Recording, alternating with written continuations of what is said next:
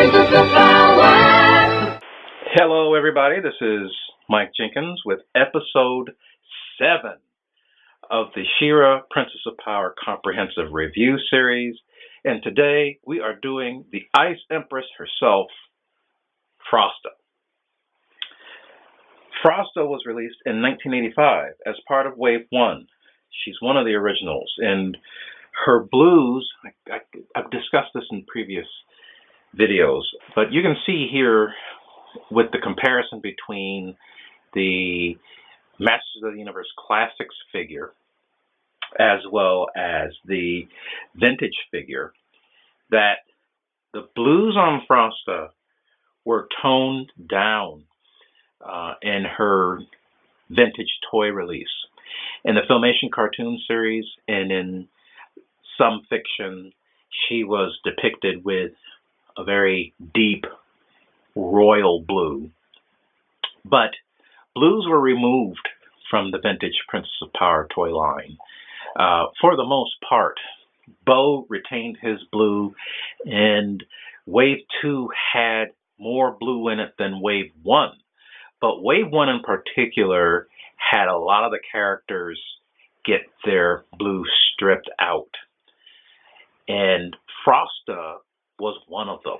So her blues were toned down to a more light powder blue, which is the primary discrepancy between her cartoon depiction and her toy depiction.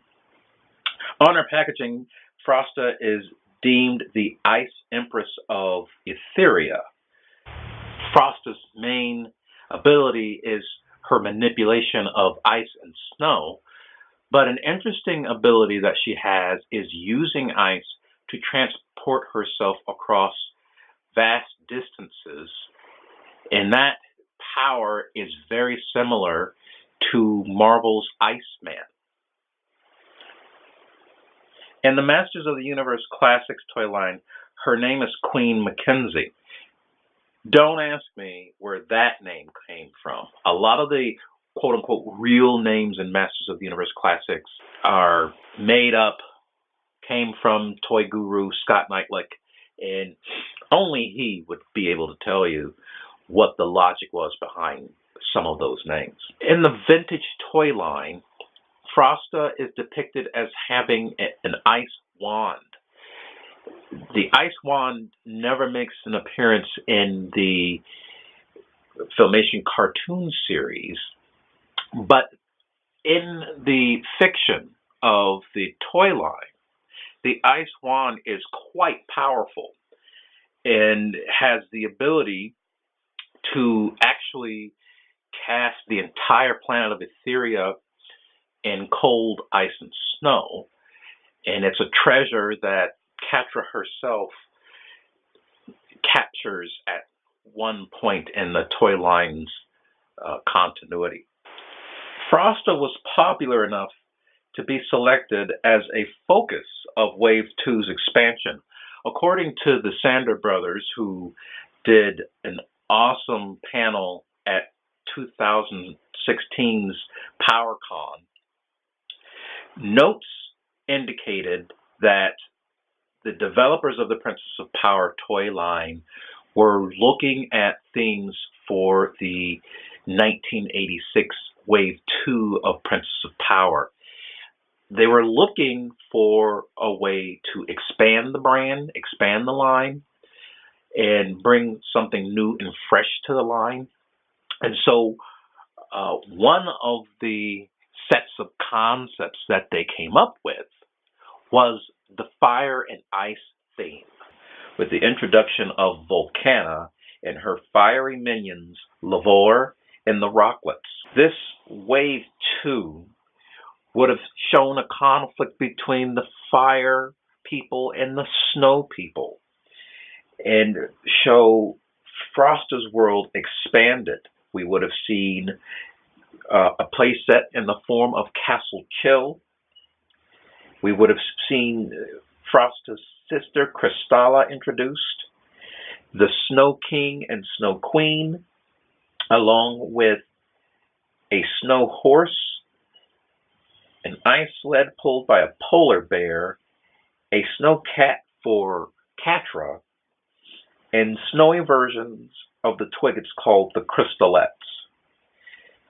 The horses in this projected toy line would have been made of crystal, and those concepts would survive through to the actual creation and production of Wave 2 in the form of Crystal Swiftwind, Crystal Moonracer, and Crystal Sunbeam. Catra and She-Ra themselves would have also gotten snowy variants for this wave. This proposed Wave 2 on a grander scale seemed to be more of a Battle of the Elementals type wave, because other characters like Marina, who evolved into Mermista, had power over water. There was also Terra, who had power over land, Jasmine, who had power over plants, and Ariel, who had power over air and sky.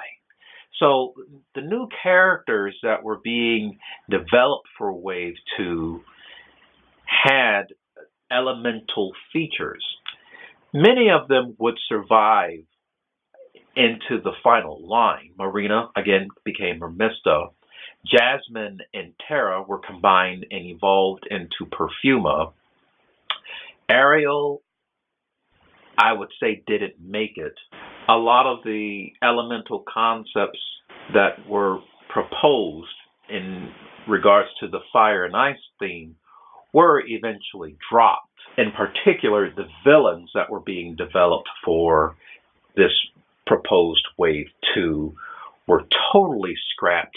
The playset that was in development, Volcania, which would have been the stronghold of the fire goddess villain Volcana, was repurposed and created into the Crystal Falls. This conceptual development, I'll probably do a video about it on its own and discuss it a little deeper. A lot of fans have come to see this as a sort of lost wave, so I'll be discussing this batch of characters along with the Star Sisters, more so analyzing the Sander Brothers panel and the potential that the Princess of Power toyline had to expand that it unfortunately never saw. Frosta was introduced in the mini-comic Adventure of the Blue Diamond, where Catra betrayed and captured her after giving the feline sorceress the Snow Cape. It's her only appearance in the mini-comics, although she does make a number of appearances in the UK comics as well as the Lady Bird books. Notable in the UK comics is the story titled Polar Peril, which shows Hordak attempting to blow up the polar ice caps. Frosta summons She-Ra, and together they take out Horde troopers in a Batmech, as well as a powerful heat bomb. In the Lady Bird book, released in 1986, titled Catra's Ice Palace, Frosta is instrumental in defeating Catra. In the cartoon series, Frosta is voiced by Erica Scheimer. She's introduced in the episode Duel at Devlin, and she appears in 8 episodes of the entire series. There, she is the queen of the Snow People in the Kingdom of Snows, located high in the Dreaming Mountains. Her seat of power resides at Castle Chill. She has a horse named Winter, who looks like the toy version of Arrow, Bo's horse, but without the wings. Winter appeared in the episode Lukey Lends a Hand, the only appearance for the steed. This is possibly a name for Frosta's steed in the scrapped Wave 2. In the cartoon series, Frosta develops a strong crush on He-Man, who does not reciprocate the feelings. She also shows jealousy when He-Man fawns over Sweet Bee.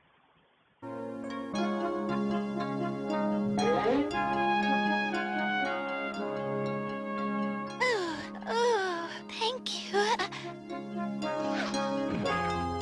Easy now, just relax. You're among friends, good friends. Oh, boy. Notable episodes in the cartoon series include Black Snow, which shows Modulok inciting war between Frosta's snow people and the sea lion humanoid tribe known as the Sulkies. Also, in Sweet Bee's home, several characters are introduced or focused on, and this is where Frosta teams up with He-Man and shows that aggressive crush on him. Here is the vintage Princess of Power action fashion doll, Frosta. She's somewhat important to me because she is actually the second Princess of Power figure in my collection. I got She-Ra as a kid, and as a kid, She-Ra was the only figure that I had from the Princess of Power toy line. Despite the fact that I wanted more, She-Ra happened to be in the girls' pink aisle, and with me being a boy, it just wasn't going to happen. So I begged, I pleaded, I ended up getting She-Ra snuck to me, but any of the other figures from the Princess of Power toy line were off limits. So when I became an adult and started collecting Masters of the Universe Classics, my first figure in Masters of the Universe Classics was Adora. That was, I believe, 2011. And with there being so few Princess of Power characters coming in the Masters of the Universe Classics toy line at the time, I had a fever to collect more Princess of Power. So the solution was to start collecting the vintage Princess of Power toy line, and Frosta was my first purchase. She has the typical articulation. She has a power waist. She has the pivot in the head there. She has articulation in the arms, and she has articulation in the legs. Her snow wand actually spins. She came with her cape, which has several layers to it, iridescent and cloth. And she also came with her dress. I do not have her comb, and that is the other accessory that she came with. 2012 saw the release of Masters of the Universe Classics Frosta. She came with her wand based on her vintage toy. It's an awesome wand. It spins not as freely as the wand in the original toy line, but it does spin. She also came with an icy version of the Princess of Power shield, or I call it the Great Rebellion shield. It's originally She-Ra's shield, but since a lot of the characters in the toy line go on to be released with this shield, I consider it more of a faction symbol than I do a shield that's exclusive to She-Ra. So I'm going to call it her Great Rebellion Ice Shield. And those are the two main accessories that she comes with. A lot of fans, before I start with the articulation, take issue with the Frosta action figure because her hair is darker than is expected for the character design. In the cartoon series, Frosta's hair is more of a light powder blue. But in the Masters of the Universe Classics toy line, she was released with more of a translucent dark blue, or almost like a periwinkle, if you will. So a lot of people took issue with that, as well as the white on her costume here. It's more of a dirty grayish white, not a bright white. And the gauntlets are actually backwards. So the detail that is taken from the original vintage character is swapped out, and the gauntlet is actually backwards. A lot of collectors have found a fix for this, but I do not touch my figures. I do not do any type of surgery on my figures, and I've never done anything to switch out the gauntlets. Her head is removable, and it does pivot to both sides, but because of her hair, which is kind of flexible, but it's a fairly hard plastic, she has limitations in her head motion there. But you can take off the head, and you can remove the cape, which is made of a hard plastic as well. She has the articulation in the shoulders there, and the bicep, and the elbow, and at the wrist. She has articulation at the waist, and she also has the ability to split, so she can sit on a horse, perhaps a custom of her horse Winter. She has hip articulation, she has knee articulation, and of course she has ankle articulation. So I consider her a nice figure. I do understand the issues that fans have taken with the grayish whites and the switched out gauntlets, but a thing that I do like pointing out is the design by the Four Horsemen. And one of the things that we see in the Masters of the Universe Classics toy line is a combination or conscious attempt to combine the style guide or cartoon filmation designs with details from the vintage toy line. Filmation was known for taking toy designs or the designs they were given by Mattel and simplifying them for the ease of animation. So a lot of the details tended to be stripped out of the cartoon designs. So the cartoon designs would work as a starting point for the Four Horsemen, and then they would add details like what we have with the belt that is sort of a call back to the details on her belt in the vintage toy, and of course the detail on her gauntlets there. So that is my review of Masters of the Universe Classics Frosta. Join me next time for episode 8, where we will review Glimmer, the guide that lights the way, the Princess of Bright Moon, the daughter of Angela. Until then, ta-ta for now.